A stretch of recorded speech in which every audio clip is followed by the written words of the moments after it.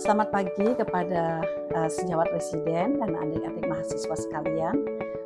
Kali ini kita akan tampilkan video pemeriksaan, cara pemeriksaan fungsi saraf motorik, sensorik, dan otonom pada pasien kusta.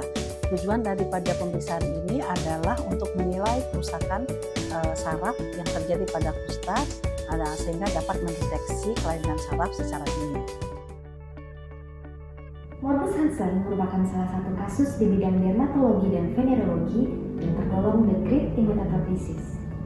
Morbus Hansen atau yang disebut dengan lepra atau kusta merupakan suatu penyakit infeksi granulomatosa kronis yang disebabkan oleh Mycobacterium leprae yang dapat menyerang kulit, saraf perifer, dan juga jaringan tubuh lainnya kecuali susunan saraf pusat. Secara epidemiologi, Indonesia masih menjadi penyumbang kasus kusta nomor 3 di dunia setelah India dan Brasil.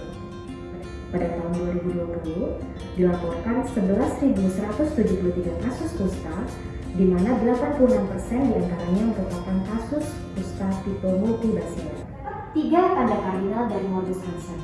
Yang pertama, adanya lesi kulit yang hipopigmentasi maupun eritema yang mengalami mati rasa atau anestesi. Yang kedua, adanya penebalan saraf tepi. Dan yang ketiga adalah ditemukannya basil tahan asam pada hapusan kulit. Ini berhubungan dengan stigma yang buruk di masyarakat, terutama apabila terjadi deformitas atau kecacatan. Sehingga deteksi dini kasus morbus Hansen sangatlah penting dilakukan oleh seorang dokter agar diagnosis dapat segera ditegakkan dan terapi dapat segera diberikan. Berikut akan dipaparkan teknik pemeriksaan kulit dan saraf tepi pada morbus Hansen. Pemeriksaan fisik kulit diawali dengan inspeksi. Dengan menggunakan pencahayaan yang cukup, kita perhatikan dari ujung kepala sampai dengan ujung kaki. Kemudian kita lihat predileksi daripada lesinya dan juga morfologi dari lesi. Yang kedua adalah palpasi. Yang harus dipalpasi adalah dari kelainan kulitnya, seperti misalnya apakah terdapat infiltrat, kemudian apakah terdapat nodul, jaringan parut terutama di area ekstremitas superior dan juga inferior. Kemudian yang kedua adalah kelainan saraf, yaitu pemeriksaan saraf tepi, apakah terdapat pembesaran, bagaimana konsistensinya, apakah ada nyeri tekan dan juga nyeri spontan. Dan yang terakhir adalah tes fungsi sensorik, motorik, dan juga otonom dari saraf. Siang Bapak, perkenalkan saya Dr. Dewita, jadi saya akan melakukan pemeriksaan fisik terkait dengan keluhan bercak merah yang Bapak keluhkan tadi. Saya perlu menjelaskan terlebih dahulu, adapun tujuan dari pemeriksaan ini adalah yang pertama, untuk menilai adanya gangguan fungsi saraf, kemudian untuk menilai adanya gangguan pada rasa nyeri, raba, dan juga suhu, untuk menilai apakah ada pembesaran saraf tepi atau tidak, dan yang terakhir untuk menilai fungsi sensoris dan juga kekuatan otot. Jadi mungkin akan ada rasa yang kurang nyaman saat pemeriksaan tadi, tapi Bapak tidak perlu khawatir karena pemeriksaan ini sangat penting untuk mengetahui penyakit yang Bapak alami. Pemeriksaannya kurang lebih akan membutuhkan waktu 15 menit. Bagaimana Bapak?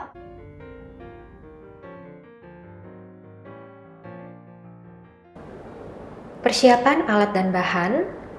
Yang pertama adalah kapas yang ujungnya diruncingkan dan sedikit dibengkokkan, kemudian jarum suntik steril, tabung reaksi 2 buah, yang satu ditambahkan air dingin, dan satu tabung lagi ditambahkan dengan air panas. Bapak, pemeriksaan pertama adalah dengan menggunakan kapas. Jadi ujungnya akan saya runcingkan seperti ini, kemudian sedikit dibengkokkan ya. Saya akan contohkan terlebih dahulu di kulit Bapak seperti ini ya, dilihat dulu. Ini terasa Bapak? Silahkan ditunjuk sebelah mana barusan saya menggunakan kapas. Oke. Ini terasa? Ditunjuk sebelah mana? Oke. Jadi ini ke arah atas ya Pak. Ini nanti ke arah bawah. Mengerti Bapak? Oke. Sekarang silahkan menghadap ke sebelah sana. Silahkan ditunjuk ke arah atas atau bawah. Oke. Atas. Ke arah atas. Bawah. Bawah. Atas. Oke.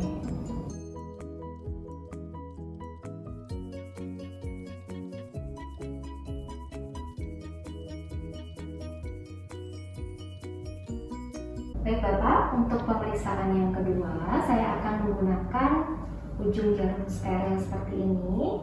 Jadi saya akan melakukan tusukan ringan dengan menggunakan ujung jarum ini.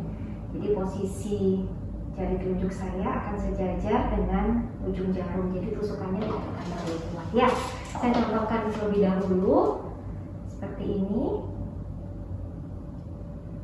Ini rasa tajam ya Bapak ya. Kemudian yang satu lagi adalah ini rasa tumpul. Ya, jadi nanti Bapak silakan sebutkan apa yang dirasakan tajam atau tumpul. Sudah mengerti Bapak? Ya. Silakan ditutup matanya. Apa yang dirasakan Pak? Tajam atau tumpul? Tajam. Oke. Yang ini? Tajam. Tajam. Yang ini? Tumpul. Tumpul. Oke. Yang ini? Tumpul. Tumpul. Tajam. Tajam.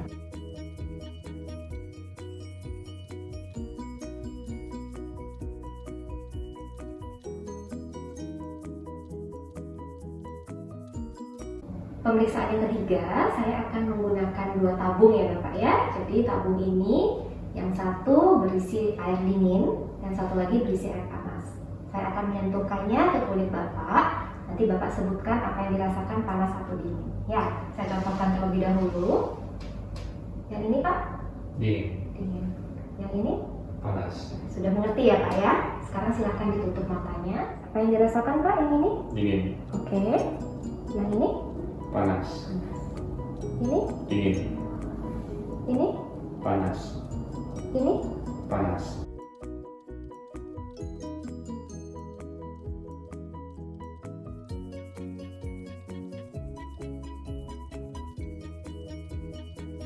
Pemeriksaan yang pertama adalah nervus auricularis magnus.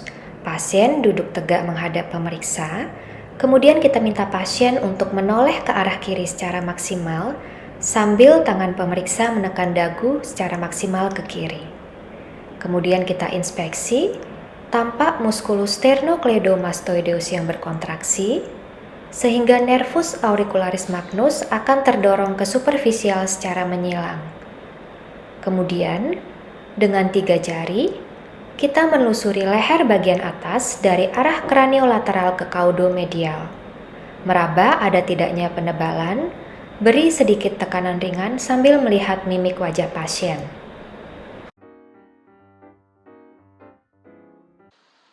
Pemeriksaan kedua adalah nervus radialis. Kita minta pasien untuk menggulung lengan bajunya terlebih dahulu,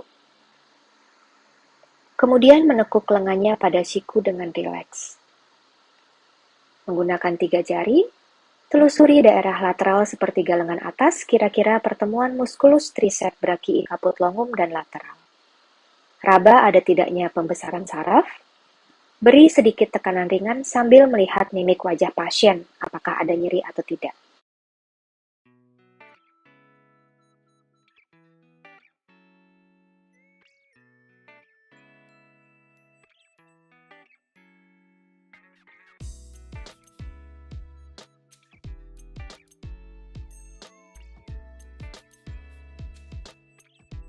Pemeriksaan nervus ulnaris. Minta pasien untuk menyingkap lengan bajunya. Tangan kanan pemeriksa memegang lengan kanan bawah pasien dengan siku sedikit ditekuk sehingga rileks. Jari telunjuk dan tengah tangan kiri pemeriksa mencari sulcus nervi ulnaris yang terletak di antara epicondylus medialis dan olecranon. Meraba ada tidaknya penebalan saraf, digulirkan dengan beri sedikit tekanan ringan dan menelusuri ke atas dengan halus, sambil melihat mimik wajah pasien.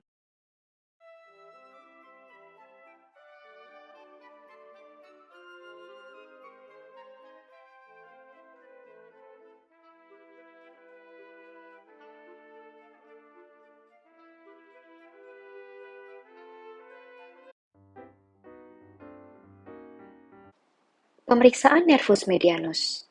Pasien diminta mengepalkan tangan, tidak terlalu erat, sambil sedikit difleksikan.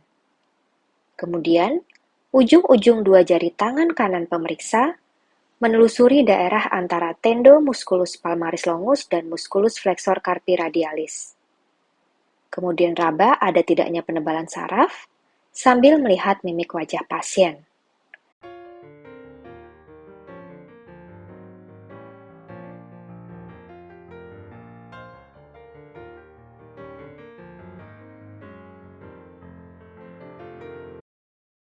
Pemeriksaan nervus peroneus communis minta pasien untuk menyingkap celananya, duduk rileks dengan kaki menggantung. Pemeriksa dapat jongkok berhadapan dengan pasien. Letakkan 3 jari pada pertengahan betis bagian luar, menelusuri ke atas sampai menemukan tonjolan tulang kaput fibula. Kemudian meraba nervus peroneus kurang lebih 1 cm ke arah belakang. Meraba apakah terdapat penebalan atau tidak. Bandingkan kanan dan kiri sambil melihat mimik wajah pasien terasa nyeri atau tidak.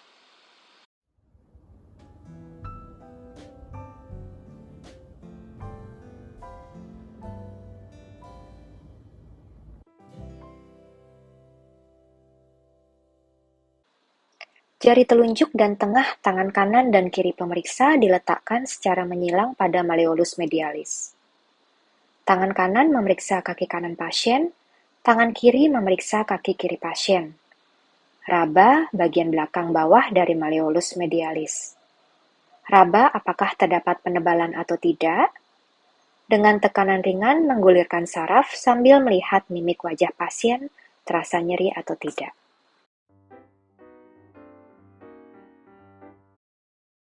Pemeriksaan motorik nervus facialis. Untuk melihat adanya lagophthalmus atau tidak. Minta pasien untuk memejamkan mata, lihat dari arah depan dan juga samping apakah mata tertutup dengan rapat. Bagi mata yang tidak dapat tertutup rapat, diukur lebar celahnya.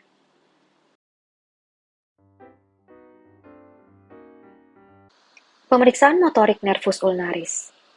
Tangan kiri pemeriksa memegang jari kedua, 3 dan 4 tangan kanan pasien dengan posisi telapak tangan menghadap ke atas. Minta pasien untuk mendorong jari kelingkingnya ke arah luar, kemudian menahan pada posisi awal dan mendorong tahanan dari pemeriksa sekuat mungkin. Pemeriksa memberi dorongan pada jari kelingking tersebut mendekati jari-jari yang lainnya.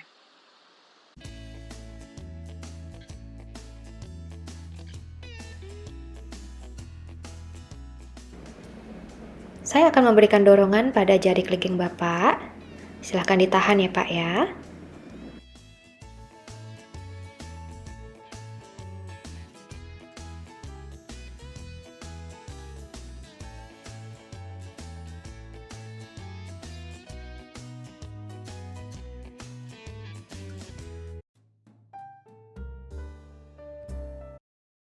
Pasien diminta menjepit selai kertas di antara jari manis dan kelingking. Minta pasien untuk menahan kertas tersebut. Pemeriksa menarik kertas sambil menilai adanya tahanan atau tidak.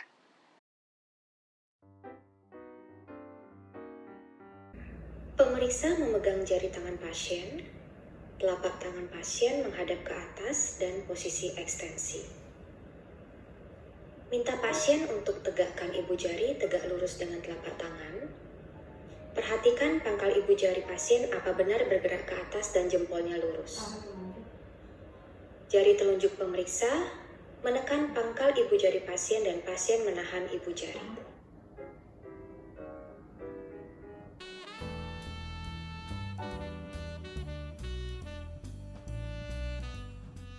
Saya akan menekan ibu jari Bapak, jadi tolong didorong atau dilawan menjauhi telapak tangan sekuat mungkin ya Pak ya.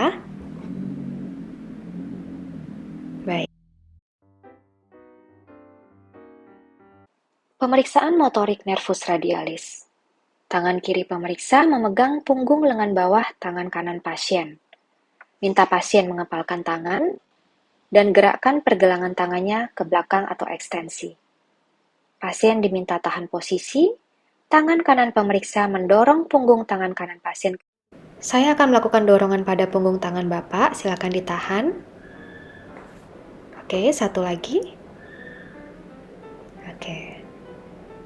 Ditahan, Bapak? Oke, bagus. Pemeriksaan motorik nervus peroneus communis.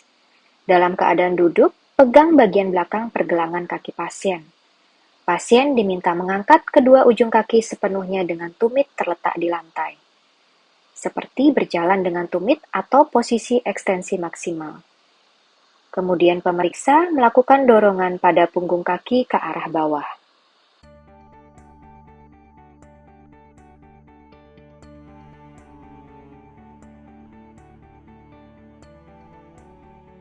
Saya akan melakukan dorongan pada punggung kaki Bapak. Silahkan ditahan ya, Pak.